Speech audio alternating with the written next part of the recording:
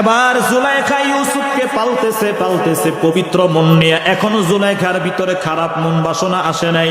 ওয়ালাম্মা বালাগা আশুদ্দাহু আতাইনাহু হুকমান ওয়া ইলমা ওয়া কাযালিকা নাজিজিল মুহসিনিন। এবার জুলাইখা ইউসুফ নবীর দিকে যখন তাকাইলেন, দেখলেন যে যৌবনের পরিপূর্ণ চেহারা তার ভিতরে ফুটে উঠছে, সৌন্দর্য আরো বেড়ে গেছে। তখন শয়তান জুলাইখাকে আস্তে আস্তে কুমন্ত্রণা দিতে লাগলো। এবার জুলাইখা তার সেবিকাকে বললেন, আন্দর মহলে ইউসুফকে নিয়ে আসো।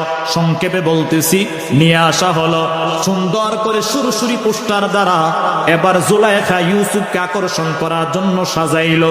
ইউসুফ নবী মাথা নত করে দাঁড়ায় আসার পরে এবার জুলাইখা বলতেছে, হাই তালাক, আমার মনের চাহিদা তুমি পূর্ণ করো। ইউসুফ নবী আবার চুপচাপ দাঁড়ায় আছে। আল্লাহ তাআলা কোরআনে বলেন, বুরহান, ইউসুফ নবীর সামনে একটা প্রমাণ আল্লাহ পেশ করেছে। এই প্রমাণটাকে মুফাসসিরিনে কেরাম কেউ বলেছেন বাবা ইয়াকুবের প্রতিচ্ছবি, ইয়াকুবের প্রতিচ্ছবি। কেউ বলেন অদৃশ্যভাবে জিবরাইল আমিন বলছে, সাবধান, নিজের চরিত্রের হেফাজত করেন। বাবার কথাও এসেছে এবং জিবরাইল আমিনের ইশারা ইঙ্গিত এসেছে। তো এই যে জুলাইখা বলতেছে মনের চাহিদা পূরণ করো, ইউসুফ নবী বলে, মাআযাল্লাহ, অসম্ভব, এই অন্যায় কাজ আমি করতে পারবো না। এবার জুলাইখা বলতেছে, অসম্ভব বলে কোনো লাভ নাই, সবকিছু সম্ভব। ঘর থেকে বের হইবা কিভাবে? 7টা দরওয়াজা তালা লাগানো আছে। ইউসুফ পয়গম্বর বলে, জুলাইখা, দরওয়াজা তালা লাগাইছো তুমি, দৌড় দিব আমি, খুলবেন আমার আল্লাহ। তিনি দৌড় দিলেন, কাঠের দরওয়াজা, কোনো দারোয়ান নাই, কিচ্ছু নাই, সবগুলো অদৃশ্য ভাবে খুলে গেছে। কেমনে খুলছে? বদর যুদ্ধে সাহাবীরা ফেরেশতারা যেমনে আসছে, কেমনে খুলছে? খায়বার যুদ্ধে হযরত আলী ফটক যেভাবে যুদ্ধে উত্তোলন করছে ওইভাবে, ইব্রাহিম নবী আগুনে যাওয়ার পর আগুন পুড়ে নেয় যেভাবে, আমাদের নবী চোখের পলকে মেরাজ করেছেন সেইভাবে। এগুলোর কোনো বৈজ্ঞানিক ব্যাখ্যা নাই, দিতেও পারবা না। এর নামেই ইউমিনুনা বিল গায়ব। কোরআনুল কারীমের তাফসীর করার নিয়ম হলো, এক সূরাকে আরেক সূরার সাথে কোনো সম্পর্ক থাকলে এটা উল্লেখ করা। কোরআনে 114টি সূরা, 114টি সূরার সাথে প্রত্যেকটা সূরার সাথে আরেকটা সূরার সম্পর্ক আছে। যেমন ইহদিনাস সিরাতাল মুস্তাকিম, হে আল্লাহ, আমরা তোমার কাছে সিরাতে মুস্তাকিম চাই। আল্লাহ আমাদের দোয়াটা কবুল করে দিলেন সূরা বাকারা, হুদাল্লিল মুত্তাকিন। বুঝেন নাই? যেমন একটা কিতাব দিলাম, এটা কি হেদায়েতে থাকার জন্য তোমাদের জন্য সহায়ক হবে। তাহলে সূরা বাকারার সাথে সূরা ফাতিহার সম্পর্ক হেদায়েত সম্পর্ক। কিসের সম্পর্ক? আলোচনা না বুঝলো, কথা কইলে বুঝলো। সূরা বাকারার সাথে সূরা ফাতিহার সম্পর্ক কিসের? হেদায়েত। তো ঠিক তেমনি ভাবে সূরা ইউসুফের আগের সূরার নাম হলো সূরা হুদ। তো সূরা ইউসুফের সাথে সূরা হুদের সংশ্লিষ্ট হলো নবীদের ঘটনার সংশ্লিষ্টতা। সূরা হুদ, এখানে নবীদের আলোচনা আছে। সূরা ইউসুফও ইউসুফ নবীর আলোচনা আছে। কিভাবে? সূরা হুদের ভিতরে শেষাংশে আল্লাহ তাআলা বলেন, وَكُلًّا نَّقُصُّ عَلَيْكَ مِنْ أَنبَاءِ الرُّسُلِ مَا نُثَبِّتُ بِهِ فُؤَادَكَ। আল্লাহ তাআলা বলেন, আমাদের নবীকে লক্ষ্য করে আল্লাহ তাআলা বলেন, রে পয়গম্বর, আমি আপনার উপর সমস্ত নবী রাসূলদের যে ঘটনা আপনাকে শোনাই। কেন শোনাই? মা নুসাব্বিতু বিহি ফুআদাক, যাতে করে আপনি নবীদের ঘটনা শোনার পরে দ্বীনের প্রতি যে বাধা আসবে, ওই বাধা আসলে আপনি যাতে দৃঢ়তা অবলম্বন করতে পারেন। মুফাসসিরিনে কেরাম এই আয়াতের পরে একটা হাদিস উল্লেখ করে বলেন, আশাদ্দুন নাসি বালাআন আল আম্বিয়া সুম্মাল আমসাল ফাল আমসাল। পৃথিবীর ভিতরে সবচেয়ে বেশি পরীক্ষার সম্মুখীন হয়েছেন নবী রাসূলরা, তারপরে হলো আমসাল, মানে তারপরে যারা দিনদার বেশি তাদের উপর পরীক্ষা বেশি হয়। যেমন আমরা আদম নবী থেকে নিয়ে মুহাম্মদুর রাসূলুল্লাহ সাল্লাল্লাহু আলাইহি ওয়াসাল্লাম পর্যন্ত টুকটাক নবীদের পরীক্ষার হিস্টোরি আমরা জানি। কিন্তু সাহাবীদের হিস্ট্রি আমরা অনেক সময় তো আলোচনা কম করে থাকি। নবীদের পরে সবচেয়ে বেশি পরীক্ষার সম্মুখীন হয়েছেন সাহাবায়ে কেরাম। তাদের সামনে কোন লোভ লালসা তাদেরকে কখনো পরাভূত করতে পারে নাই। দ্বীনের উপর তারা অটল ছিলেন। কিভাবে? মুহাদ্দিসিনে কেরাম একটি ঘটনা উল্লেখ করে বলেন, রোম সম্রাটের বিরুদ্ধে হযরত ওমর রাদিয়াল্লাহু তাআলা আনহু যুদ্ধের বাহিনী পাঠাইলেন। সেনা প্রধান বানাইলেন আব্দুল্লাহ ইবনে হুযায়ফা রাদিয়াল্লাহু তাআলা। আব্দুল্লাহ ইবনে হুযায়ফা তার বাহিনী নিয়ে তিনি রোমে প্রবেশ করলেন। রোমে প্রবেশ করার পর রোম সম্রাট যখন শুনতে পাইলেন এই বাহিনীর নেতৃত্বে আছে একজন সাহাবী আব্দুল্লাহ ইবনে হুযায়ফা, আর আব্দুল্লাহ ইবনে হুযায়ফা এবং সাহাবীদের গুণগান, রোমের সম্রাট খ্রিস্টান হওয়ার কারণে আসমানি কিতাবের উপর বিশ্বাস ছিল, তাওরাত জাবুর তাদের উপর তাদের ঈমান ছিল, যার কারণে তারা ওই জাবুরের ভিতরে তাওরাতের ভিতরে সাহাবীদের গুণগান তারা শুনেছে। মাসালুহুম ফিত তাওরাত ওয়া মাসালুহুম ফিল ইনজিল। এই কথা কই কে? আল্লাহর রাস্তে আমার আধা ঘন্টা, অনেকে কথা কইলে ওয়াজ করতে পারে, আমি পারি না, এটা আমার দুর্বলতা। আল্লাহর রাস্তে আমরা কি কথা না কই। অনুরোধ, যদি বয়স্ক হন পায়ে ধরি, ছোট ভাই হলে মাথায় ধরি, কথা কইেন না। মাসালুহুম ফিত তাওরাত ওয়া মাসালুহুম ফিল ইনজিল। সাহাবীদের গুণগান আল্লাহ তাওরাতে বলেছেন, জাবুরও বলেছেন, যার কারণে রোমের সম্রাট তাওরাত কিতাব পড়ার কারণে, ইনজিল কিতাব পড়ার কারণে সাহাবীদের গুণগান স্পষ্ট জানা ছিল। এখান থেকে একটা বিষয় শিক্ষা নেই, পৃথিবীর ভিতরে যত ইসলামিক দল বলি, মতাদর্শ বলি, সাহাবীদের ব্যাপারে যদি কেউ আলাদা বাড়ায়া কলম ধরে, তাদের সাথে আমাদের কোনো সম্পর্ক নেই। খালাস। চাই তিনি মুআবিয়া রাদিয়াল্লাহু তাআলা আনহু হোক, চাই তিনি আবু মুসা আশআরী হোক, চাই তিনি আব্দুল্লাহ ইবনে আব্বাস হোক, যে কোন সাহাবী হোক, আল্লাহ তাআলা বলেন রাদিয়াল্লাহু আনহুম ওয়া রাদু আন, আমি আল্লাহ তাদের উপর সন্তুষ্ট, ওই সাহাবীরাও আল্লাহ তাআলার উপর সন্তুষ্ট। সূরা বাকারা আল্লাহ তাআলা বলেন আমিনু কামা আমানান নাস, ও দুনিয়ার মানুষ তোমরা ঈমান আনো সাহাবীদের মতো ঈমান। ঈমানের মানদণ্ড বানাইলেন সাহাবীদেরকে, এই কারণে সত্যের মানদণ্ড হলো সাহাবায়ে কেরাম। বুঝতেছেন কিছু? অর্থাৎ সাহাবীদের ব্যাপারে আমাদের মন্তব্য করার কোনো অধিকার নেই। আল্লাহ তাদেরকে মাগফুরুল লাহুম বলে ক্ষমার ঘোষণা করেছেন। রোমের সম্রাট যখন সাহাবীদের গুণগান তিনি শুনতে পাইলেন, তখন তিনি প্রতিজ্ঞা করলেন, আমার মেয়েকে আমি ওই সাহাবীর সাথে বিবাহ বন্ধনে আবদ্ধ করব। এ আব্দুল্লাহ ইবনে হুযায়ফা, তুমি যদি আমার মেয়েকে বিবাহ করতে চাও, শুধু একটা শর্ত, তুমি ইসলাম ধর্ম ত্যাগ করে খ্রিস্টান হয়ে যাও, আমার মেয়েকে আমি তোমাকে বিবাহ করায়া দিব। আব্দুল্লাহ ইবনে হুযায়ফা বললেন, ইন্নাদ দীনা ইনদাল্লাহিল ইসলাম, অসম্ভব, ফালাই ইউকবালা মিন, ইসলাম ছাড়া কোনো কিছু আল্লাহ তাআলার কাছে কবুল হবে না। ওয়া হুয়া ফিল আখিরাতি মিনাল খাসিরিন, আমি আপনার প্রস্তাব গ্রহণ করতে রাজি নই। এবার রোমের সম্রাট বলে, তাহলে অর্ধেক সাম্রাজ্য আজকে লিখে দিব, তুমি দয়া করে আমার মেয়েকে বিবাহ করো। কেন করার জন্য তোমাকে আবেদন করতেছি জানোনি? কারণ ভালো ছেলের সাথে, পরিবারের সাথে যদি আমি বিবাহ দিতে পারি, তাহলে তাদের স্বভাব চরিত্র আমার নাতির উপর পড়বে, যেটাকে হাদিসের পরিভাষায় বলা হয় বংশীয়। ওয়ালি হাসাবিহা, নবীজি বলেন 4 গুণ দেখে বিয়া করো, এর ভিতরে 4 নাম্বার হলো বংশ দেখে বিবাহ করো, গেটআপ দেখে বিবাহ করো।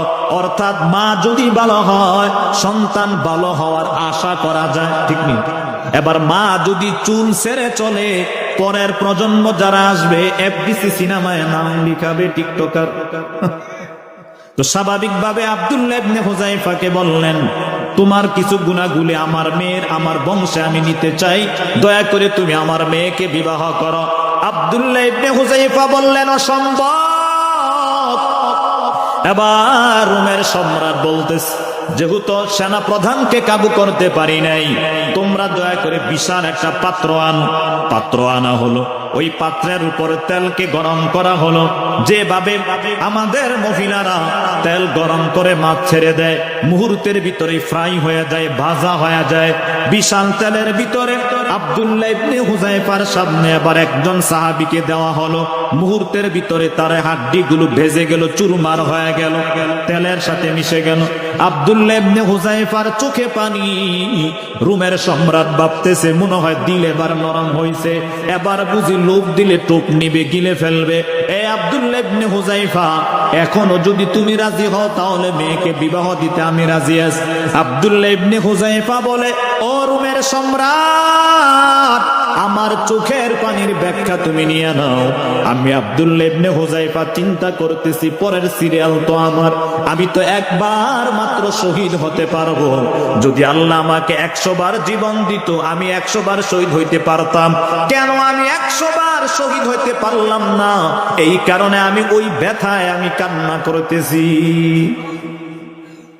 অর্থাৎ প্রথমে মেয়ে বিবাহ দিয়া কাবু করতে পারে নাই, সাম্রাজ্য দিয়া রাজ্য দিয়া কাবু করতে পারে নাই, আগুনের শাস্তি দেখেও কাবু করতে পারে নাই। ঈমান শুধু তাজা হইতেছে, তো তাদেরকে সত্যের মানদণ্ড মানব না, আমরা কি অন্য মানুষকে মানদণ্ড মানব না? আমাদেরকে তো সন্ধ্যার সময়, বিকালে বা যে কোনো টাইমে পকেটে 10,000 টাকা দিলে ঈমান বিক্রি হয়, ঠিক নেই? আপনাদের ঈমান কঠিন, আমি কুমিল্লার মানুষের কথা বলছি। সাহাবায়ে কেরাম এই কারণে সত্যের মানদণ্ড। এবার রোমের সম্রাট বলতেছে, এ সাহাবী, তোমাকে কোনোভাবে কাবু করতে পারি নাই, তুমি দয়া করে আমার কপালে একটু চুমা দাও, আমি তোমাকে এবং তোমার গোটা সেনাবাহিনীকে আমি মুক্ত করে দিব। আব্দুল্লাহ ইবনে হুযায়ফা বৃহত্তর সামনে রেখে, স্বার্থকে সামনে রেখে রোমের বাদশার কপালে চুমা দিন। এবার তাদেরকে আজাদ করে দিলেন। তিনি এবার বাহিনী নিয়ে নবীজির শহরে, মদিনা শহরে প্রবেশ করলেন।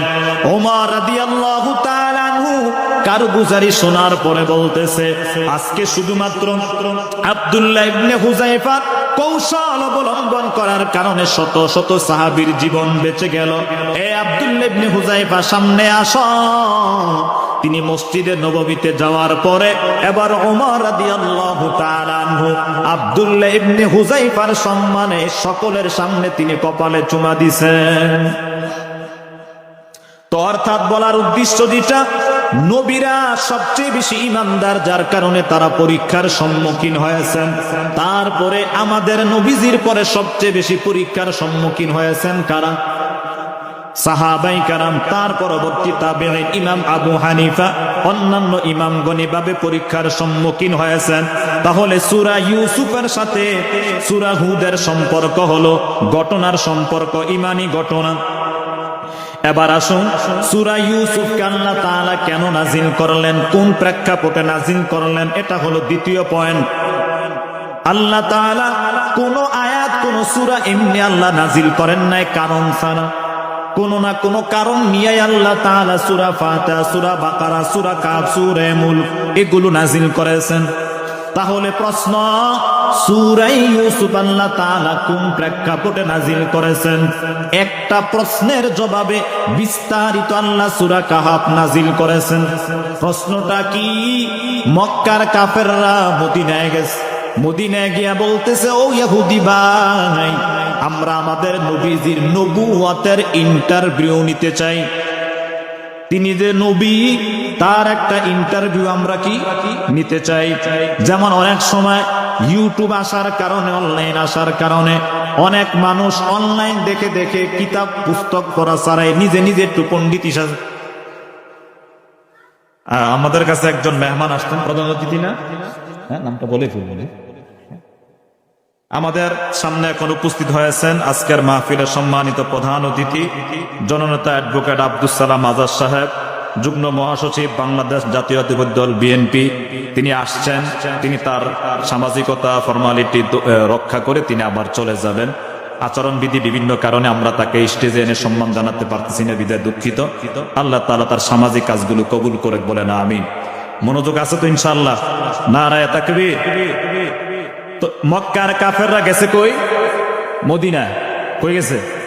মদিনায় গিয়া বলতেছে তোমরা কিছু প্রশ্ন বানায় দাও, আমরা আমাদের নবীজির ইন্টারভিউ নিব। বর্তমান সমাজেও ইউটিউব দেখে পড়াশোনা ছাড়া কিছু মানুষ হুজুরদের ইন্টারভিউ নেয় চায়ের দোয়ান। এ মাওলানা সাহেব এদিকে। আচ্ছা আসলাম, বলুন তো ফেরাউনের দাদির নাম কি? দরকার আছে প্রশ্ন। অথচ তাকে যদি আমি গোসলের ফরজ জিজ্ঞেস করি বলতে পারবে না, অজুর ফরজ জিজ্ঞেস করলে বলতে পারবে না, ইমান ভঙ্গার 10টা কারণ জিজ্ঞেস করলে বলতে পারবে না, জানেও না। ইহুদিরা বলতেছে দাঁড়াও। এবার তারা তাওরাত কিতাব ঘেটে একটা সংক্ষিপ্ত প্রশ্ন বানায়া দিল, যাও তোমাদের নবীজিকে গিয়া প্রশ্নটা করো, সিরিয়ার বনি ইসরাইল মিশরে গেল কিভাবে? আমরা কোরআন শরীফ উল্টাইলে দেখবো শুধু ফেরাউন মুসা বনি ইসরাইল। ঠিক নেই? কোরআনে একটা সূরা আছে, সূরা বনি ইসরাইল, মানে মেরাজের যে সূরা। তাহলে কোরআন শরীফের পৃষ্ঠায় পৃষ্ঠায় যে আমরা মুসা ফেরাউন বনি ইসরাইল, স্থান হলো মিশর, তাহলে বুঝতে পারলাম জন্মগতভাবে বনি ইসরাইল মিশরের অধিবাসী ছিল না, তারা ছিল সিরিয়ায়। কিভাবে? একটু ইতিহাসটা বললে সহজ হবে। ইব্রাহিম নবীর 2 জন সন্তান, একজন হলো ইসমাইল আর একজন হলো ইসহাক আলাইহিস সালাম। ইসমাইল নবী দ্বারা বংশ আবাদ হয়েছে মক্কায়, আর ইসহাক নবীর মাধ্যমে বংশ আবাদ হয়েছে ফিলিস্তিন, সিরিয়া, আশপাশে শাম এলাকায়। আবারও বলেন, ইসমাইল নবী দ্বারা বংশ আবাদ হয়েছে কোথায়? মক্কায়। কোথায়? মক্কায়। আর ইসহাক নবী দ্বারা বংশ আবাদ হয়েছে কোথায়? ফিলিস্তিনে। ওই ফিলিস্তিনে, সিরিয়ায়, মিশরে যারা বসবাস করত তাদেরকে পরবর্তী যে নবী বনি ইসরাইল অর্থাৎ মুসা নবী এবং ইউসুফ নবীর সন্তানদেরকে লক্ষ্য করে তাদেরকে বনি ইসরাইল বলা হয়। সহজে বললাম, এই যে সিরিয়ার বনি ইসরাইল মিশরে গেল কিভাবে, এই প্রশ্নের সংক্ষিপ্ত জবাব দাও। এবার উত্তরটা সহজে বলে ফেলি, ঘটনাটা বুঝতে সহজ হবে। উত্তরটা হলো, ইউসুফ নবী কুয়ায় পতিত হয়েছে সিরিয়া। ব্যবসায়িক কাফেলার মাধ্যমে ইউসুফ নবী গেছেন কোথায়? মিশরে। এটা হলো সংক্ষিপ্ত উত্তর। প্রশ্ন হলো যে মিশরের সিরিয়ার বনি ইসরাইল মিশরে গেল কিভাবে? সংক্ষিপ্ত উত্তর হলো এক কথা, ইউসুফ নবী ব্যবসায়িক কাফেলায় সিরিয়া থেকে গেছেন কোথায়? মিশরে। এবার এই বিস্তারিত ঘটনা আল্লাহ তাআলা সূরা ইউসুফে বলছেন, শুনবেন তো ইনশাআল্লাহ। আর আপনাদেরকে বিরক্ত করব না, আর আধা ঘন্টা ইনশাআল্লাহ ধৈর্য ধারণ করে বসবো। শুরু করি। ইয ক্বালা ইউসুফু লিআবিহি ইয়া আবাতি ইন্নী রাআইতু আহাদা আশারা কাওকাবা। ইউসুফ নবীর বৈশিষ্ট্য বলতে গিয়ে আল্লাহ তাআলা 1 নম্বরে বলেন, ইউসুফ নবীর বাবাও নবী, দাদাও নবী, পরদাদাও নবী। যেমন ইব্রাহিম নবীর সন্তানের নাম হলো ইসহাক, ইসহাক নবীর সন্তানের নাম হলো ইয়াকুব, ইয়াকুব নবীর সন্তানের নাম হলো ইউসুফ। তার মানে ইয়াকুব তিনিও নবী, ইসহাক তিনিও নবী, ইব্রাহিম তিনি তো নবীদের ফ্যাক্টরি। এটা হলো 1 নাম্বার বৈশিষ্ট্য। 2 নাম্বার বৈশিষ্ট্য হলো আল্লাহ তাআলা তাকে সবচেয়ে বেশি সুন্দর করে বানাইছেন। 3 নাম্বার বৈশিষ্ট্য হলো নবীদের ভিতরে সবচেয়ে বেশি তিনি স্বপ্নের ব্যাখ্যা দিতেন ইউসুফ নবী। আর উম্মতের ভিতরে নবীজি যার কাছে স্বপ্নের ব্যাখ্যা চাইতেন তার নাম হলো আবু বকর সিদ্দিক রাদিয়াল্লাহু তাআলা আনহু। আবু বকর সিদ্দিক রাদিয়াল্লাহু তাআলা আনহুর পরে সবচেয়ে বেশি স্বপ্নের ব্যাখ্যা দিয়েছেন ইবনে সিরিন রাহমাতুল্লাহি আলাইহি। তো ইউসুফ পয়গম্বর তিনি বলতেছে, ছোটকালে তিনি একটা স্বপ্ন দেখলেন, ইয়া আবাতি ইন্নী রাআইতু আহাদা আশারা কাওকাবা। এ বাবা ইয়াকুব, আমি ছোটকালে স্বপ্ন দেখছি গতকাল রাত্রে 11টি তারকা আমাকে সেজদা দিতেছে, চন্দ্র সূর্য আমাকে সেজদা দিতেছে। এই স্বপ্নটা তিনি দেখার পরে সবার আগে তিনি বাবা ইয়াকুবকে বললেন, এখান থেকে একটা সামাজিক শিক্ষা, আমাদের সন্তান স্বপ্ন বলেন দুনিয়াবি স্বপ্ন বলেন, ঘুমের স্বপ্ন বলেন, যে কোনো স্বপ্ন যদি প্রথম দেখে সবার আগে বলে বন্ধুদেরকে, বাবাকে বলে না। ঠিক নেই? এখান থেকেই তো আস্তে আস্তে পরিবারের বন্ধন দূর হয়ে যাইতেছে। বাবাদেরকে সবচেয়ে আপন, বন্ধুদেরকে আপন বানায়।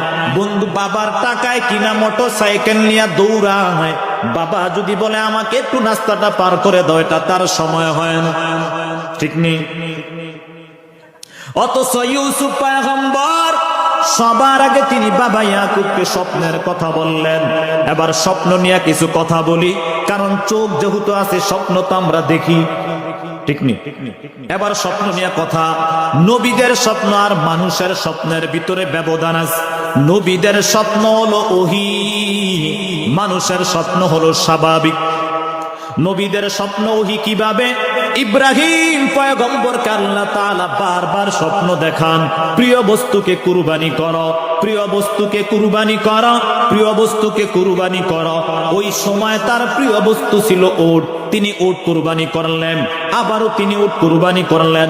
আল্লাহ এবার ইঙ্গিত দিয়া বুঝাইয়া দিলেন, তোমার প্রিয় বস্তু হলো ইসমাইল, ইসমাইলকে আমার রাস্তায় তুমি কুরবানি করো। এটা কি সরাসরি আদেশ দিছে না স্বপ্নের মাধ্যমে? স্বপ্নের মাধ্যমে। তাহলে ইব্রাহিম নবী স্বপ্নের আদেশের মাধ্যমে সন্তানকে জবে করতে রাজি হয়ে গেছে। এটা স্বাভাবিক নির্দেশনা নয়, এটা ছিল আল্লাহর পক্ষ থেকে ওহী। তাহলে বুঝলাম নবীদের স্বপ্ন এটা স্বাভাবিক স্বপ্ন নয়, এটা কি হয়? ওহী হয়। দুই নাম্বার, আমরা যে স্বপ্ন দেখি মানুষের স্বপ্ন হয়তো কল্পনা, না হয় দুঃসংবাদ, না হয় সুসংবাদ। যদি আপনি ভালো কিছু দেখেন এটা সুসংবাদ, খারাপ কিছু দেখলে দুঃসংবাদ। আর কল্পনার স্বপ্ন হলো যেমন শিশু কিশোর বয়সে সারাদিন খেলাধুলা, রাত্রেবেলাও খেলে। ঠিক নেই? বাচ্চারা যেখানে খেলতে গিয়ে পেশাব করে, শয়তান মনে করছে এরা সবাই, যদিও হাসির বিষয়, বলতেছে মাঠের কিনারায় আছো, অথচ আপনি কম্বলের নিচে আছে। শিশি দেয় কম্বল, কুয়াশার কারণে মারদ দিতে পারে। এটা হলো কল্পনা। এই মধ্য বয়সে আমাদের পেরেশানি থাকলে টাকা পয়সা, এগুলো মানুষ স্বপ্ন দেখে, বিল্ডিং নিয়ে মানুষ স্বপ্ন দেখে। তাহলে আমাদের মানুষের স্বপ্ন হয় কল্পনার স্বপ্ন, অথবা দুঃসংবাদ, না হয় সুসংবাদ। সুসংবাদ স্বপ্ন দেখলে বলবেন আলহামদুলিল্লাহ, কারো কাছে বলার দরকার নাই। দুঃসংবাদের স্বপ্ন হলো ঘুম ভেঙে গেলে প্রথমে বলবেন আউযু বিল্লাহি মিনাশ শাইতানির রাজিম। দুই নাম্বার করণীয় হলো বাম দিকে শুয়ে আগা পরিমাণ থুতু দিবেন। তারপরে যদি ভয় না কাটে ওযু করে 2 রাকাত নামাজ পড়বেন। তারপরে যদি ভয় না কাটে 4 নম্বরে কিছু দান সদকা করবেন। করণীয় পাইছেন? অনেকে ভয়ের আতঙ্কের স্বপ্ন দেখে না, ইমাম সাহেবকে কল দিয়া পেরেশানি করে। আমি তো বলে দিলাম প্রথমে আউযুবিল্লাহ, তারপরে সম্ভব হলে আপনি এই যে ওযু করবেন, নামাজ পড়বেন, দান করবেন। তো ইউসুফ পয়গম্বর স্বপ্ন দেখে যখন বাবাকে বলল, বাবা আমি দেখছি 11টি তারকা আমাকে সিজদা দিতেছে। এবার ইয়াকুব নবী বাবা ছেলেকে বললেন, ইয়া বুনাইয়া লা তাকসুস রুইয়াক, এ সন্তান ইউসুফ তুমি তোমার স্বপ্নটাকে ভাইদের কাছে বলবা না, কারো কাছে বলবা না। কারণ মানুষের নিয়ম হলো, বাংলাদেশের যে একটা খেলা আছে, ধরেন হাডুডু খেলা, সামনে যেতে চাইলে কয়েকজনের পিছনে টাইনা ধরে যাতে করে সামনে যেতে না চায়। আপনি বলে দিলেন দোস্ত আমি এবার একটা শহরে দোয়ান দিব, এই যে নজর লাগছে তো লাগছে, আপনার উপকার তো করবে না, উল্টা আরো ক্ষতি করার চেষ্টা করবে। ঠিক নেই? এটা আমাদের নেচার। কেউ উঠতে চাইলে টাইনা পিছনে না। আর যদি আপনি গর্তের ভিতরে পড়েন, দেখে শুনে হারতে পারস না, দিবে হাতে তালি। এই কারণে বাবা ইয়াকুব ইউসুফকে বললেন, সাবধান, তুমি তোমার এই স্বপ্নের কথা কারো কাছে বলবা না। কিন্তু ভাইয়েরা কোনোভাবেই স্বপ্নের কথা জেনে ফেললেন। এবার 11 ভাই, 10 ভাই হলেন সৎ, আর ছোট ভাই ইয়ামিন, মোট 11 ভাই। 11 ভাই বলতেছে, লা ইউসুফু আখুহু আহাব্বু ইলা আবিনা মিন্না ওয়া নাহনু উসবা। বাবা শুধুমাত্র ইউসুফকে আদর করে, অথচ আমরা সংখ্যায় বেশি 11 জন, কেন তিনি আমাদেরকে তিনি আদর করেন না? একটা বিষয় মনে রাখবে, পরিবারের সমস্ত সদস্যদের উপর ইনসাফ করা, ইনসাফ ভিত্তিক জমি বন্টন করা এটা মা বাবার উপর ফরজ। কিন্তু মায়া মমতা কারো উপর একটু বেশি হতে পারে, কারো একটু কম হতে পারে, এটা আল্লাহ প্রদত্ত, নিজের হাতে নিয়ন্ত্রণ নাই। বুঝেন নাই? আপনার ছেলে আছে, মেয়ে আছে, অনেক সময় মেজু ছেলের উপর মায়া বেশি হতে পারে, কিন্তু মুখে প্রকাশ করা যাবে না, মনের ভিতরে রেখে দিতে হবে। একটু প্রমাণ দিলে বুঝতে পারবেন। খাদিজা রাদিয়াল্লাহু তাআলা আনহাকে দাফন দেওয়ার পর নবীজি আবার কবরের পাশে দাঁড়ায় আছে। আবু বকর সিদ্দিক রাদিয়াল্লাহু তাআলা আনহু বলেন, নবীজি চলে আসেন। এবার নবীজি বলতেছে, আমি খাদিজার পক্ষ থেকে প্রশ্নের জবাব না দেওয়া ছাড়া এখান থেকে আমি নড়ব না। একবার আয়েশা রাদিয়াল্লাহু তাআলা আনহা খাদিজা রাদিয়াল্লাহু তাআলা আনহাকে ইঙ্গিত করে বলতেছে, আপনার এখনো বুড়া মহিলার জন্য এত টান, জেলাস, এত টান। এবার নবীজি বলতেছে, চোয়ালে ধরে, এই প্রথম নবীজি আয়েশার চোয়ালে ধরে বলতেছে, সাবধান, তোমার এই টিটকারি কথাটা যদি সমুদ্রে ফেলানো হয়, সমুদ্রের পানিগুলো কালো হয়ে যাবে। এই কথা জীবনে বলবা না। এক কথা তোমাকে বলে দেই, খাদিজা হলো দুঃখের দিনের সাথী, তুমি হইলা সুখের দিনের সাথী। এখানে বলার উদ্দেশ্য হলো, নবীজি খাদিজা রাদিয়াল্লাহু তাআলা আনহার প্রতি একটু টান ছিল। কেন? এই টানটা আল্লাহ প্রদত্ত, এটা সামাজিক ভাবে বলা যাবে না। তো ইয়াকুব নবীর সন্তানরা বলতেছে, বাবা শুধু ইউসুফ ইউসুফ বলে কেন? এটা আমরা মানতে পারি না। মুফাসসিরিনে কেরাম বলেন, ইয়াকুব নবী ইউসুফ ইউসুফ বলার কয়েকটা কারণ আছে। এক নাম্বার, নবীরা আধ্যাত্মিক ভাবে সবকিছু তিনি পর্যবেক্ষণ করতে পারেন। ইয়াকুব নবী বুঝতে পারছে ইউসুফ ভবিষ্যতে ভালো একজন কিছু হবে। দুই নাম্বার, ছোট কালে ইউসুফ নবীর মা মারা গেছে, ফুফির কাছে বড় হইতেছে। তিন নাম্বার, সব বাচ্চার দুষ্টামি খেলাধুলা ভালো লাগে না। কিছু ছেলে আছে অল্প বয়সে তাদের বাসা সুন্দর হয়, আচরণ সুন্দর হয়। ইউসুফ নবীর চেহারা তো মাশাআল্লাহ, আচরণও তো মাশাআল্লাহ, যেহেতু ভবিষ্যতে নবী হবেন। এই সমস্ত কারণে ইয়াকুব নবী ইউসুফ নবীকে বেশি আদর করতেন। ভাইয়ের এটা সহ্য করতে পারেনি। এবার ভাইয়েরা পরামর্শ করলো, উকতুলু ইউসুফ, যেহেতু বাবা শুধু ইউসুফ ইউসুফ করে, তাহলে আমরা ইউসুফকে হত্যা করে ফেলি। বর্তমানেও যাদের একটু উঠতি বয়সের কোন ছেলে সন্তান 33 বয়স হোক বা 30 বছর হোক, যদি সমাজে নেতৃত্ব দেওয়ার মতো গুণাবলী চলে আসে, বলে সরাই ফেল। রাজনৈতিক ভাবে নিবেন না, বুঝাবার জন্য বলি। উত্তরবঙ্গে গেলে যেহেতু হাদির কবরের পাশ দিয়ে আমাদের যেতে হয়, তাই বলতেছি। ছেলেটার বয়স 33 বছর, সম্ভাবনাময় একজন ভালো মানুষ ছিল, দেশের জন্য হয়তো অনেক কিছু করার তার জন্য একটা সম্ভব ছিল, স্পিরিট ছিল। কিন্তু না, দুর্বৃত্তরা তাকে দুনিয়া থেকে বিদায় করে দিল। কি লাভ হইল? জীবিত হাদির তুলনায় মৃত হাদির চাহিদা বেশি। এমন জীবন করিবে গঠন, মরিলে হাসিবে তুমি, কাঁদিবে ভুবন। 35 দিন 40 দিন হয়ে গেল, এখনো মানুষ মুনাজাতে তার জন্য কান্না করে। অথচ বাবা মারা গেলে 3 দিন পরে সন্তান ভুলে যায়। ভালোবাসা মানুষের কাছ থেকে লিখিত ভাবে হয় না, আসমান থেকে আল্লাহ মানুষের অন্তরে ঢেলে দেয়। রাগ করলে রাজনৈতিক ভাবে নিবেন না, বুঝা উদাহরণ দিল। اقتلوا يوسف أو اطرحوه أرضا يخل لكم وجه أبيكم وتكونوا من بعده قوما صالحين। এরা বলল, ইউসুফকে হত্যা করো, না হয় তাকে দূরে কোথাও রেখে দাও, আমরা তারপরে বাবার কাছে এসে আমরা নেককার বান্দা হয়ে যাব। স্বাভাবিকভাবে আমরা মনে করি শবে বরাত যদি ধরি 4 ফেব্রুয়ারি, এর আগে আমরা যত দুর্নীতি চুরি চামারি খারাপ অন্যায় কাজ করে নেই, শবে বরাত আইলে কি হয়ে যাবে? ভালো হয়ে যাবে।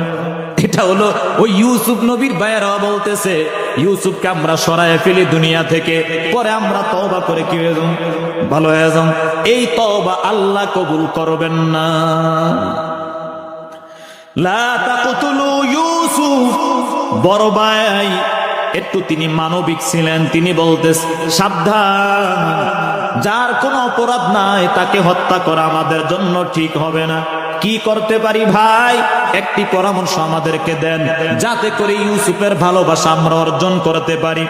এবার বড় ভাই বলল, ওয়া আলকুহু ফি গায়াবাতিন জুব, তোমরা কোন গভীর কুয়ার ভিতরে ফেলে দাও, কোন ব্যবসায়ী কাফেলা তাকে উঠায়া নিয়ে যাবে, তাহলে তিনিও জীবিত থাকলো, বাবার ভালোবাসাও তোমরা অর্জন করে নিলে। এবার তারা বলল এই সিদ্ধান্তই ফাইনাল। ক্বালু ইয়া আবানা মা লাকা লা তা'মান্না আলা ইউসুফ। 11 ভাই বাবা ইয়াকুবের কাছে গিয়া বলতেছে, বাবা কি হইল আপনার, আপনি কেন আমাদের সাথে ইউসুফকে খেলতে দেন না? বুঝলেন উদ্দেশ্য কি খেলা না মারা? মারা। কেন আপনি আমাদের সাথে খেলতে দেন না? ওয়া ইন্না লাহু লানাসিহুন, আমরা তো আপনার ইউসুফের হিতাকাঙ্ক্ষী। দুষ্ট লোকের মিষ্টি কথা। আরসিলহু মানা গাদান ইয়ারতা ওয়া ইয়ালআব ওয়া ইন্না লাহু লাহাফিজুন, আপনি বাচ্চা ইউসুফকে আমাদের সাথে দেন, সে জঙ্গলায় দৌড়াবে, ফল ফ্রুট খাবে, মাঠ শরীর এবং স্বাস্থ্য ভালো থাকবে।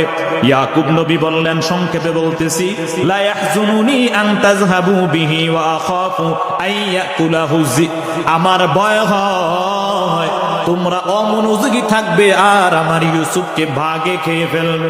তিনি সরাসরি ইঙ্গিত দেন না যে তোমরাই মেরে ফেলবে, কারণ তিনি কিন্তু নবী, নবীরা আল্লাহর পক্ষ থেকে সবকিছু বুঝতে পারে। সন্তান হওয়ার কারণে তিনি মুখে বলেন না যে তোমরা তাকে মেরে ফেলবে, বাঘের সাথে তুলনা দিলেন। আল্লাহ মানুষের ষড়যন্ত্রকে শয়তানের সাথে তুলনা দিছেন। মিনাল জিন্নাতি ওয়ান নাস, শয়তান কয় প্রকার? 2 প্রকার। একটা হলো ইবলিসের ভিতরে শয়তান, আর একটা হলো মানুষের ভিতরে কি লেবাসদারি। ইবলিস শয়তান সরাসরি মানুষের অন্তরকে নিয়ন্ত্রণ করার ক্ষমতা রাখে। আল্লাযী ইউওয়াসউইসু ফি সুদুরিন নাস, আর মানুষ শয়তান সরাসরি অন্তরে প্রভাব ফেলে না, সমাজে প্রভাব ফেলে। তো ইয়াকুব নবী বলতেছে, ঠিক আছে তাহলে তোমরা ইউসুফকে তোমরা সাথে করে নিয়ে যাও। এবার তারা ইউসুফকে সাথে করে নিয়ে গেল।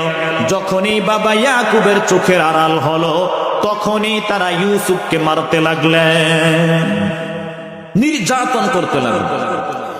তারপরে কুয়ার পাশে যাওয়ার পর আইয়া জালুহু ফি গায়াবাতিল জুব, ওই গভীর কুয়ার ভিতরে ইউসুফ নবীকে আল্লাহ তারা 11 ভাই মিলে ফেলে দিল।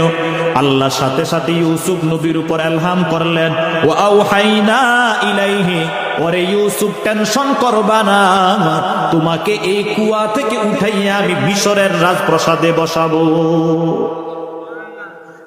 কুয়ার ভিতরে নিক্ষেপ করার পর ওয়াজাউ আবাহুম ইশাআন ইয়াবকুন, 11 ভাই ফেই কান্না করতে করতে বাবার কাছে আসছে।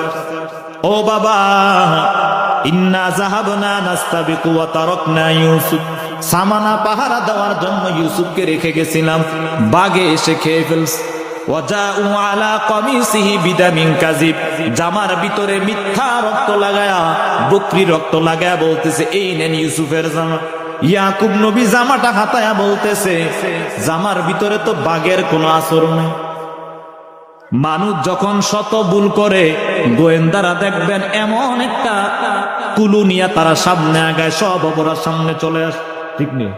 কারণ আপনি মিথ্যাকে যতই দামাচাপা দেন, এটা ডাকতে পারবেন না, কোনো না কোনো ক্লু থাকবে।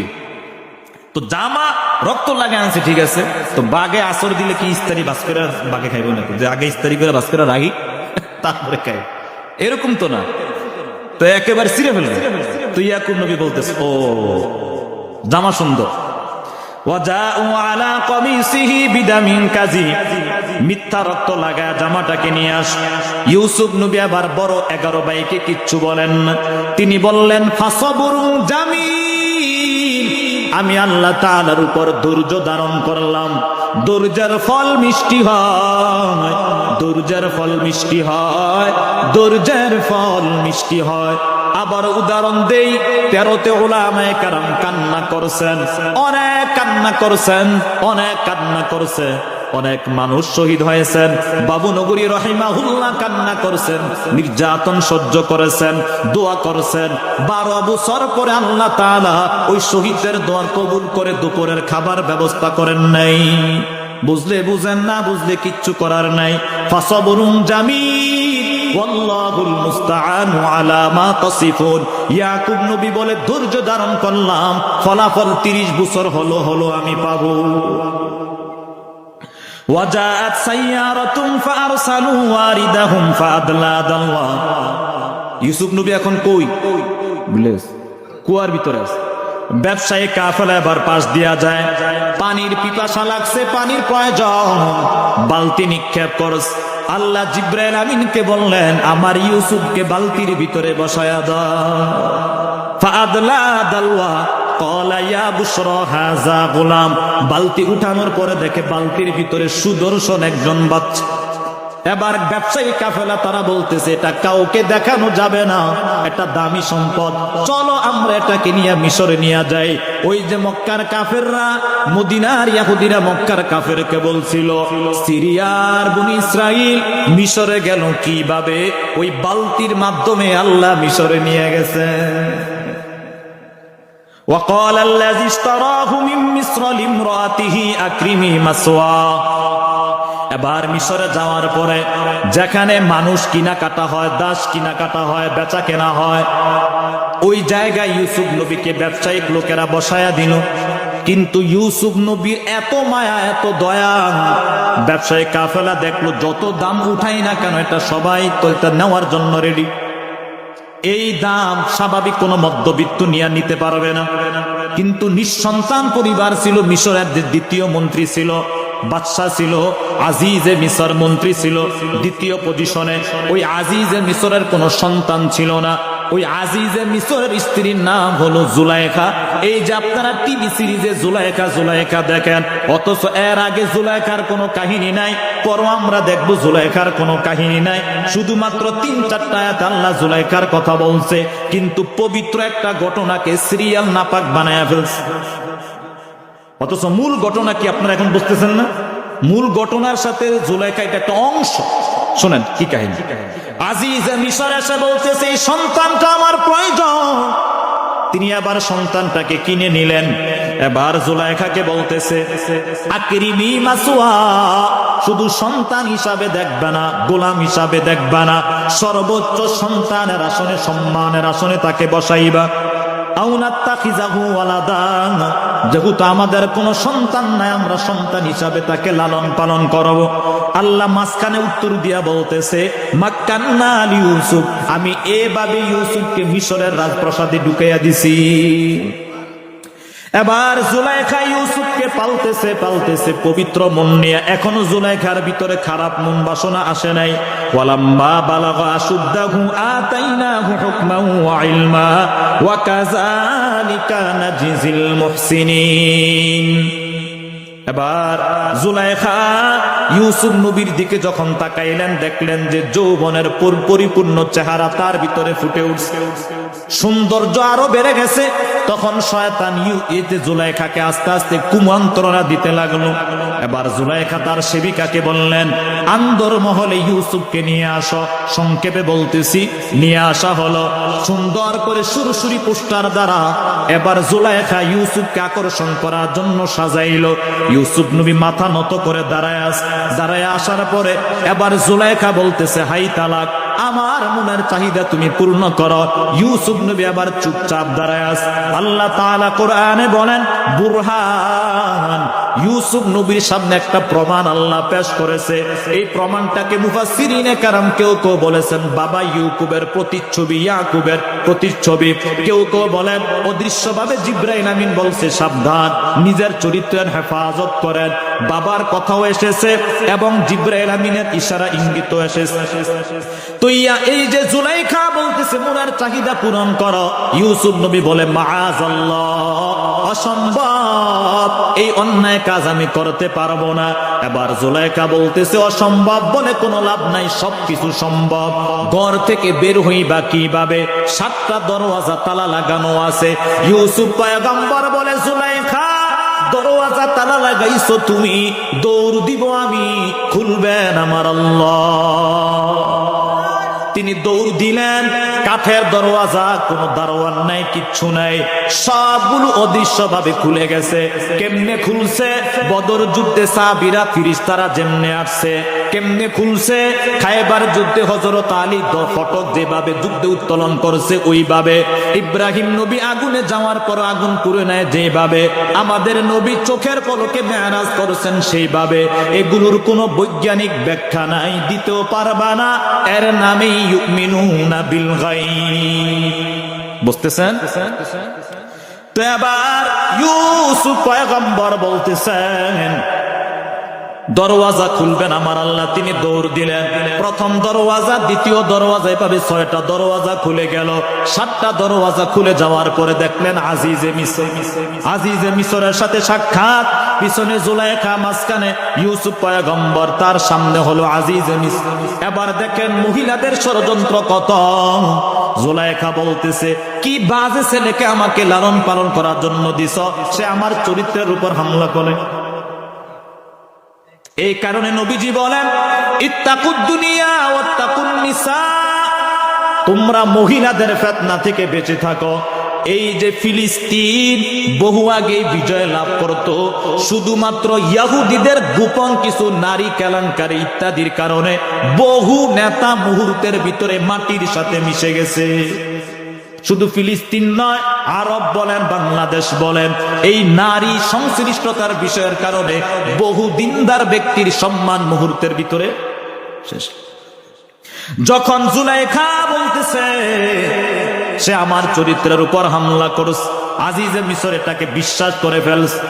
ইউসুফ নবী কিচ্ছু বলেন না, চুপচাপ তিনি আল্লাহর সাহায্য চাইতেছেন। ওয়াশাহিদা শাহেদ, ওই রাজপ্রাসাদে আল্লাহ একজন সাক্ষী রেখেছেন ইউসুফের জন্য। সাক্ষীর কথা কেউ কেউ বলেন ছোট বাচ্চা, আবার কেউ কেউ বলেন ঘরের ভিতরে পাহারাদার। ধরে নিলাম বুঝাবার জন্য ছোট বাচ্চাটাকে, বা বড় একজন দারোয়ান। কি ব্যাপার, তুমি সাক্ষী বর্ণনা দাও। বলে যদি ইউসুফ নবীর জামা যদি সামনের দিকে যদি ফাড়া থাকে তাহলে মনে করবেন ইউসুফ দোষী, আর যদি পিছনের দিকে যদি জামা ছিঁড়া থাকে মনে করবেন জুলাইখা দোষী।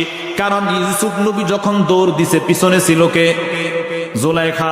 জামা টান দিবে কি সামনে দিয়া না পিছন দিয়া? পিছন দিয়া। এবার আজিজে মিসরের কাছে বিষয়টা যৌক্তিক মনে হলো।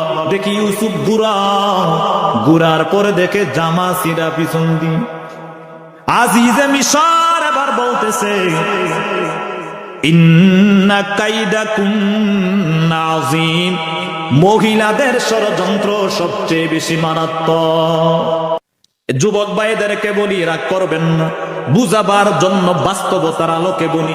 যেই মেয়েটা আপনাকে শতবার আই লাভ ইউ বলতেছে আপনার ভালোবাসা পাওয়ার জন্য, গিয়া দেখেন সে আরো 10 জনকে ওইরকম 10 বার 100 বার আই লাভ ইউ বলে রাখছে। বিপদে যখন পড়বে, আপনি যখন ওই মেয়েটার জন্য বিষ খাবেন, সে উল্টা আপনাকে ডকুমেন্ট দিয়ে আপনার বাবাকেও জেলখানায় নিবে। সে ঠিক এই সংসারে মনোযোগ হবে। বাস্তবতার আলোকে এই কথাগুলো বললাম। মিন্নি টিন্নি কত কাহিনী দেখেন না মাঝে মাঝে। কই যাবেন? আজিজে মিসর বললেন ইন্না কাইদাকুন্না আযীম, তোমার ষড়যন্ত্র বড় মারাত্মক। এবার ইউসুফকে বললেন ঠিক আছে তুমি চুপ করো, এ জুলাইখা তুমি ইস্তেগফার পড়ো। এবার আজিজে, এই যে জুলাইখা গোলামের উপর ভালোবাসা উন্মাদ হয়ে গেল, এই নিউজটা গোটা শহরে ছড়ায় গেল। মহিলারা হাতে তালি দিয়া মস্কারি করতেছে, তার মাথা খারাপ হয়ে গেছে। দাসের সাথে প্রেম করে, গোলামের সাথে প্রেম করে। জুলাইখার ইগুতে লাগলো। জুলাইখা এবার নৈশভোজের আয়োজন করলো, নারীদেরকে সব সারিবদ্ধভাবে বসাইলো। বসাবার পরে হাতের ভিতরে কমলা টাইপের একটা ফল দিল আর ছুরি দিল। ছুরি দিয়া বলতেছে আমি যখন বলবো তোমরা কমলা কাটো তখন কাটবা। ওই মুহূর্তে ইউসুফকে বললেন সামনে দিয়া হেঁটে যাও। সামনে দিয়া হেঁটে গেল। মহিলারা ইউসুফের সৌন্দর্য আকর্ষণ হয়। যখন জুলাইখা বলল শুরু, এবার তারা আঙ্গুল ফল কাটবে দূরের কথা, কত্তানা আইদিয়াহুন্না, হাতের আঙ্গুল কেটে ফেলছে। এবার ইউসুফ নবীকে শুধু ডিস্টার্ব করতো জুলাইখা। এবার শহরের সব মায়েরা কারা ডিস্টার্ব করে? ইউসুফ নবী। ইউসুফ নবী বলতেছে আহাব্বু ইলাইয়া আসসিজিন, ও আল্লাহ আমার কাছে এই ফিতনা থেকে বাঁচার তুলনায় জেলখানাটা আমার জন্য ভালো। আপনি আমাকে জেলখানায় প্রয়োজনে কিছুদিন রেখে দেন, পরিবেশ ঠান্ডা না হওয়া পর্যন্ত। তিনি জেলখানায় চলে গেলেন। তবে এখানে মাঝখানে একটা দোয়ার সংশোধন করায়া দেই। আমরা অনেক সময় দোয়া করতে গিয়া বলি আল্লাহ দুনিয়ায় কান্দায়া নাও, আখেরাতে কান্দাও না। দোয়াটা ভুল। কারণ দুনিয়া যদি আল্লাহ কান্দানো শুরু করে, কানতে কানতে রক্ত বাড়ি। এই কারণে দুনিয়ায় কান্দার কথা নাই। আল্লাহুম্মা ইন্না নাউযু বিকা মিনাল হাম্মি ওয়াল হুজন। নবীজি বারবার বলছেন আল্লাহ পেরেশানি থেকে মুক্তি চাই, দুশ্চিন্তা থেকে মুক্তি চাই। অনেকে করে না এটা, সুরে সুরে বলে আল্লাহ দুনিয়ায় কান্দায় নাও, আখেরাতে কি করো না কান্দো। এটা বলবেন না, বরং সব সময় কল্যাণের দোয়া করবেন, দুনিয়ার কল্যাণ, আখেরাতের কল্যাণ। তো ইউসুফ পয়গম্বর আহাব্বু ইলাইয়া, তিনি আল্লাহর কাছ থেকে চেয়ে তিনি জেলখানায় গেলেন। জেলখানায় যাওয়ার পরে ফাতায়ান, তার সাথে দুইজন যুবক তার পাশে জেলখানায় ছিল শরীকদার। এবার একজন যুবক স্বপ্ন দেখছে। স্বপ্নটা হলো তার মাথার উপর হলো রুটি রাখা, ওই রুটি পাখি ঠোকরা ঠোকরা খায়। আরেকজন স্বপ্ন দেখছে আঙ্গুরের রস বানায়া বাদশাকে খাওয়াইতেছে। এবার ইউসুফ নবীর কাছে গিয়া ব্যাখ্যা চায়, তোমাকে সবচেয়ে বেশি ভালো মানুষ মনে হয়, তুমি দয়া করে আমাদেরকে স্বপ্নের ব্যাখ্যা দাও। এবার মনোযোগ থাকলে বলুন তো, ইউসুফ নবীর একটা বৈশিষ্ট্য ছিল কিসের ব্যাখ্যা দেওয়া? স্বপ্নে ব্যাখ্যা দেওয়া। এবার ইউসুফ নবী ব্যাখ্যা দিয়া বলতেছে, শোনো, এই যে তোমার মাথার উপর থেকে পাখি টুকরা টুকরা খাইতেছে, তার মানে কিছুদিন পরে তোমার ফাঁসির অর্ডার হবে। আর এই যে তুমি আঙ্গুরের রস বানায় খাওয়াইতেছো, তার মানে তুমি বাদশার সেবক হবে। তো বাদশার যিনি সেবক হবে তাকে ইউসুফ নবী বলে দিছে, জেলখানা থেকে মুক্তি পাওয়ার পরে আমার কথাটা মনে রাখো, ভুলে যাও না। এই যে যারা গুম হয়েছে, তারা দেয়ালে তো কাগজ কলম নাই, ওই সময় তারা দেয়ালের ভিতরে মাটি খনন করে নাম্বার লিখে রাখছে, যে আপনারা যদি যান আমার এই নাম্বারটা দয়া করে এখানে পরবর্তী কেউ আসলে এই নাম্বারে কল দিতে বইলেন। এগুলো আপনাদের কাছে গল্প কাহিনী মনে হতে পারে, কিন্তু যারা ভুগেছেন, বিপদে পড়েছেন, তাদের কাছে গল্প নয়। তো ইউসুফ পয়গম্বর জেলখানা থেকে ওই লোকটাকে যখন বের হয়েছে, অনুরোধ করছে, তুমি আমার বিষয়টা জেহেনে রাখো, যাতে আমি জেলখানা থেকে মুক্তি পাইতে পারি, নির্দোষ প্রমাণিত হয়। এবার ইউসুফ পয়গম্বর তাদেরকে বিদায় করার আগে এবার তিনি তাওহীদের দাওয়াত দিতেছে। তোমাদের পরিচয় তো শুনলাম তোমরা খ্রিস্টান, আমার পরিচয়টা তোমরা নাও। ওয়াত্তাবাতু মিল্লাতা আবাই ইব্রাহিম, আমি মিল্লাতে ইব্রাহিমের অনুসরণ করি। আপনাদের এই আব্দুল্লাহপুরের পরে কিসের আগে জানি যে টোলটা আছে না, এখানে লেখা না, জাতির পিতা ইব্রাহিম আলাইহিস সালাম মহাসড়কের যে, এটা অনুরোধ করব, আমি জানি না এটা অনুরোধ আমাদের এমপি সাহেব যেটা আছে, এটা আমার কঠিন কিছু না, অনেক কিছু নাম তো পরিবর্তন হয়েছে, ঠিক না? তো এটা এখনো সাইনবোর্ডটা যেহেতু আছে, এটা আমি যতবার এই রোডে যাই এটা দেখার সাথে সাথে কুরবানির ইতিহাস, হজের ইতিহাস, আমাদের নবীজি নামাজে যেতে পড়ি ওয়ালা আলী ইব্রাহিম, যতবার আলী মোহাম্মদ ততবার কি আলী ইব্রাহিম, 4 বার আলী মোহাম্মদ, 4 বার আলী ইব্রাহিম, মানে গোটা জীবনটাই নবীজি বলছেন আমি যেমন আমার বাবা ইব্রাহিম হতাম, আমার চরিত্র যেমন আমার বাবা ইব্রাহিম চরিত্র হতাম। তো এটা অনুরোধ করবো আজকে যারা অতীতে আসছেন, যারা ইচ্ছা করলে এটা আমারই কোনো ক্ষতি হয়ে যাবে না, রাষ্ট্র মুসলিম রাষ্ট্র হিসেবে এটা আমরা দাবি করতেই পারি, তো সেই হিসাবে এটা যেভাবে আছে এটা যাতে কাগজ কলমে একেবারে ফাইনাল হয়ে যায়, তাহলে উত্তরবঙ্গের জন্য একটা তাওহীদের মেসেজ হয়ে যাবে এই ফটোটা ইনশাআল্লাহ। আপনারা চান কিনা? এটা সামাজিক দাবি, ইমানি দাবি, এটা রাজনৈতিক দাবি না। ইউসুফ পয়গম্বর বললেন মিল্লাতা আবাই ইব্রাহিম, আমি মিল্লাত ইব্রাহিম অনুসরণ করি। তারপরে ওই দুইজন, একজনের ফাঁসি হয়ে গেল, আরেকজন জেলখানা থেকে বের হয়ে গেলেন, এবার বাদশার সেবক হয়ে গেল। কিছুদিন পরে আবার বাদশা স্বপ্ন দেখলেন। কি স্বপ্ন? শুকনা গাবি, মোটা তাজা গাবিগুলোর উপর হামলা করে। স্বাভাবিকভাবে মোটা তাজা গাবি শুকনা গাবির উপর হামলা করব, তিনি দেখতেছেন উল্টা, শুকনা চিকনা এগুলো তারা মোটা তাজা গাবিকে হামলা করে। আবার ফসলগুলো হয় এগুলো আবার শুকায়া যায়, শীষের ভিতরে কোনো শস্য নাই, কিচ্ছু নাই। তিনি যেহেতু রাষ্ট্রপ্রধান, লাগাতার এই স্বপ্নটা দেখার পরে তিনি আতঙ্কিত হয়ে গেলেন। স্বপ্নের ব্যাখ্যা চান, আশপাশের লোকেরা বলতেছে আদগাসু আহলাম, কল্পনার স্বপ্ন, এগুলো নিয়ে ভাববার কিছু না। বাদশা বলে আমার মাথা আর তোমার মাথা তো এক না, রিক্সাওয়ালার চোখ আর পাইলটের চোখ এক নাকি, লেন্স পাওয়ার কি এক? আলাদা আলাদা। বলে না, আমার ভিতরে আতঙ্ক কাজ করতেছে, তার একটা সুন্দর ব্যাখ্যা দরকার। এবার বাদশার যেই সেবক যিনি শরাব পান করাইতেছে, কার সাথে জেলে ছিল? ইউসুফ নবীর। ঘটনা না বুঝলে মজা নাই। ইউসুফ নবীর সাথে জেলে ছিল। তার হঠাৎ করে মনে আসছে, ওই না আমার স্বপ্নের ব্যাখ্যা দিছে, বাস্তবায়ন হয়েছে।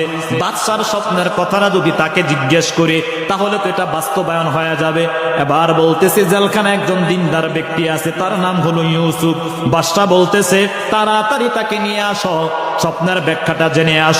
এবার স্বপ্নের ব্যাখ্যা যখন ইউসুফ নবীর সামনে বলা হলো, তিনি ব্যাখ্যা দিলেন এই সমাজের, রাষ্ট্রের ভিতরে, মিশরের ভিতরে দুর্ভিক্ষ হবে, 7 বছর দুর্ভিক্ষ থাকবে।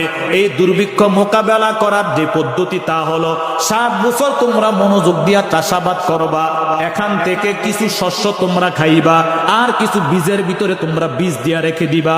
যখন দুর্ভিক্ষ শুরু হবে, তখন তোমরা 7 বছরে খাদ্যগুলো বন্টন করবা। 15তম বছরে আলাদা আসমান থেকে বৃষ্টি হবে, আর দয়া করে তোমাদের দুর্ভিক্ষের মোকাবেলা করতে হবে না। এই স্বপ্নের ব্যাখ্যা শোনার পরে বাদশাহ ইতমিনান হলেন।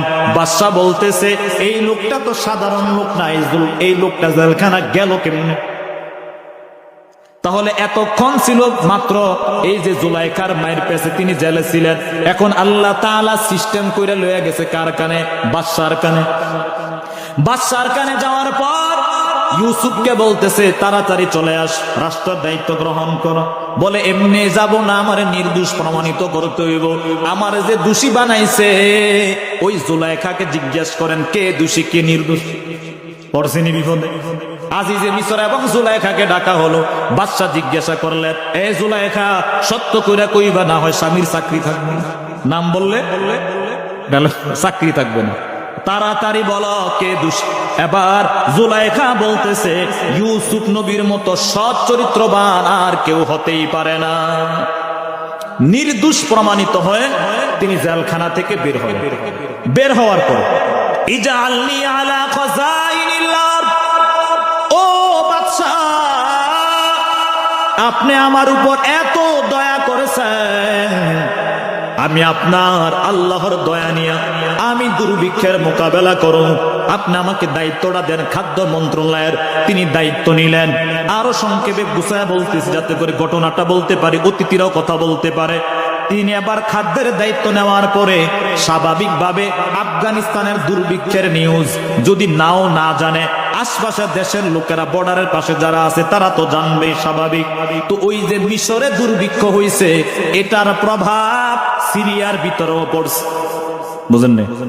তো সিরিয়ার ভিতরেও দুর্ভিক্ষ। সিরিয়ায় বসবাস করত ইয়াকুব নবী এবং কুয়ার ভিতরে যেই বাইরা ফেলছে তারা। এবার তারা যখন শুনল ইউসুফ নবী আবার খাদ্য বিতরণের নিয়ম করলেন, দূর থেকে কোনো মানুষ যদি এখান থেকে খাদ্য নিতে আসে, টাকার বিনিময়ে নিতে হবে। এবার সিরিয়ার 11 ভাই তারা যখন শুনল মিশরের একজন খাদ্যমন্ত্রী কিছু টাকার বিনিময়ে খাদ্য দেয়, আমরা তো অনেকদিন না খেয়ে আসি, 10 ভাই বস্তা লয়ে 10 ভাই বস্তা লয়ে বাবার অনুমতি নিয়ে দূর সিরিয়া থেকে আবার গেছে মিশর। যাওয়ার পরে ইউসুফ নবী যখন নাম দেখতেছে প্রত্যেকের বাবার নাম হলো ইয়াকুব ইয়াকুব ইয়াকুব। ওই 10 ভাই চিনতে পারে না, ইউসুফ নবী চিনে ফেলছে। স্বাভাবিকভাবে মনে রাখবেন, আপনি যাকে আঘাত দিচ্ছেন আপনার মনে নাই, যাকে আঘাত দিচ্ছেন তার কিন্তু মনে আছে। যার কাছ থেকে ঋণ নিছেন তার মনে আছে, হয়তো আপনার মনে নাই, বুঝেন নাই? তো ইউসুফ নবী কষ্ট করছে, তার মনে আছে, 10 ভাইয়ের মনে নাই, চেহারা ভুলে গেছে। ইউসুফ নবী বলছে এখন থেকে পরিকল্পনা শুরু। ইউসুফ নবী বলতেছে তাদেরকে বস্তার ভিতরে পর্যাপ্ত খাবার দাও, আর তারা যেই টাকাটা আনছে ওই টাকাটা তোমরা বস্তার ভিতরে ঢুকায়া দাও। 10 ভাইকে আবার সম্মানের সাথে ভালো ব্যবহার করে তারপরে তাদেরকে বিদায় করে দিছেন। তারা সিরিয়ায় চলে গেল। সিরিয়ায় গিয়া বস্তা খোলার পরে দেখে টাকাও দিছে, সম্পদও বাড়ায়া দিস, সামানও বাড়ায়া দিস। বাবা ইয়াকুব বলতেছে ছেলেটা তো অনেক ভালো, এটাতে তার ছেলে, তিনি তো এখনো বুঝতে পারেন নাই। ওই যে ইয়াকুব নবী বলছিলেন ফাসবরুন জামিল, ধৈর্যের ফল মিষ্টি। এবার 1 বছর পরে 7 বছর যেহেতু দুর্ভিক্ষ, প্রথম বছরে তারা খাবার খাইলেন, দ্বিতীয় বছরে তারা আবার বস্তা নিয়ে গেলেন। যাওয়ার পরে ইউসুফ নবী আবার তাদের সাথে একটু খোঁজ গল্প করতেছে, তোমাদের কোনো ভাইটাই আসেনি? বলে একজন ভাই ছিল, বাঘে খেয়ে ফেলছে। আচ্ছা আচ্ছা আচ্ছা, আর কেউ আছে? বলে আরেকজন আছে, ওই ভাইকে বাঘে খাওয়ার কারণে ছোট ভাইকে আর কারো সাথে আমাদের সাথে দেন। কি নাম? বলে বিনিয়ামিন। ইউসুফ নবী সব গোপন রাখ। বলে তৃতীয় বছর যখন আসবেন, ছোট ভাই বিনিয়ামিনকে নিয়ে না আসলে আমি খাদ্য দিব না। এবার ওই 10 ভাই বাবার কাছে গিয়া বলতেছে, তৃতীয় বছর কিন্তু বিনিয়ামিনকে দিতে হবে। ইয়াকুব নবী বলতেছে, অসম্ভব, একজনকে হারায়া চোখ অন্ধ, আরেকজনকে হারায়া আমি মরতে চাই না। কোন রকম বুঝে টুজায় বিনিয়ামিনকে নিয়ে গেছেন তৃতীয় বছর। নিয়ে যাওয়ার পর বিনিয়ামিনকে চিনো ইউসুফ নবী আবার নিজের পরিচয় দেন না। এবার তার আশপাশের লোকদেরকে বলে দিতেছে, বিনিয়ামিনকে রাখার জন্য যত কৌশল আছে সব কৌশল অবলম্বন করবা। এবার আগে প্রত্যেকের বস্তার ভিতরে দিছে টাকা, এবার প্রত্যেকের বস্তায় খাবার দিছে, শুধু বিনিয়ামিনের বস্তার ভিতরে বাচ্চার পান পাত্র ঢুকাইয়া দিছে। যখন তারা সম্পদ নিয়ে বের হইছে 11 ভাই, আইয়াতুহাল মুআজ্জিন, মুয়াজ্জিন এবার বের হয়ে এসে তাদেরকে ডাক দিয়া বলতেছে, এই দাঁড়াও, আমাদের বাচ্চার পান পাত্র হারায় গেছে, তোমাদের ছাড়া আজকে কেউ খাদ্য নিতে আসে নাই, ব্যাগ চেক হবে। কৌশলে তারা ছোট ভাইয়ের ব্যাগটা সবার শেষে পরীক্ষা করছে, বড় ভাই থেকে শুরু করছে। এবার 11 বড় সর্বশেষ বিনিয়ামিনের বস্তা খুলে দেখে বাচ্চার পান পাত্র। বিনিয়ামিনও কিচ্ছু জানে না, 10 ভাইও কিচ্ছু জানে না। 10 ভাই আবার বলতেছে, তোর ভাইও ছিল চোর, তুইও চোর, বুঝছেন? তোর ভাইও চুরি করছে, তুইও চোর। আবার সমাধান তোরে বাচ্চা রাইখা দিব, আমাদের কিচ্ছু করার নাই। ইউসুফ নবী বলে, এই জন্য তো আমি ছোট ভাইয়ের পান পাত্রের ভিতরে বস্তার ভিতরে পান পাত্র রাইখা দিছি। এবার রাত্রে বেলায় সবাইকে বলে দিছেন সবার জন্য আলাদা আলাদা বিছানা হবে, আর এই যে ছোট্ট ছেলে ইয়ামিনের বিছানা হবে আমার সাথে। সারা রাত ছোটকালের স্মৃতিচারণ করলেন। এবার পরবর্তী বছর যখন তার বাবার কাছে গিয়া বলতেছে, বিনিয়ামিনকে তো বাদশা দেয় না, কেন দেয় না? বলে তারা এই কারণে চুরি ধরা খাইছে, যার কারণে বাদশা তাকে রেখে দিছে।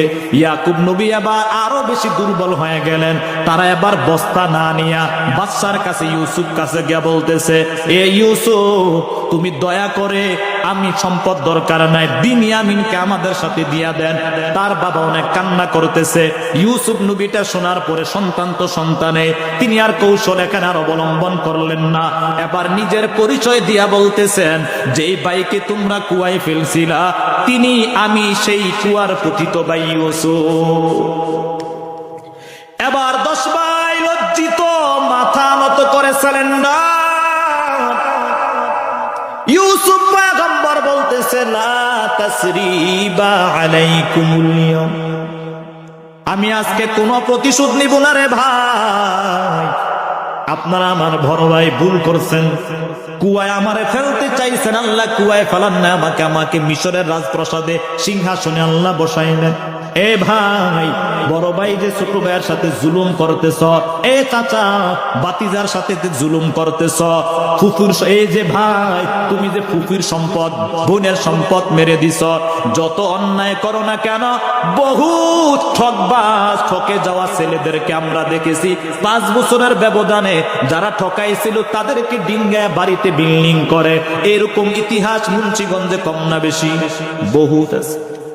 তো ইউসুফ পয়গম্বর বললেন, লা তাসরিবা আলাইকুমুল ইয়াওম, কোন প্রতিশোধ আমি আজকে নিব না, আমি আমার পরিচয়টা প্রকাশ করলাম, তোমরা তোমাদের ভুল বুঝে নাও। এবার ইউসুফ পয়গম্বর নিজের জামাটা খোলার পরে বললেন, এই জামাটা নিয়ে যাও। তারা এবার সবাই মিলে জামাটা নিয়ে বাবার কাছে আসছে।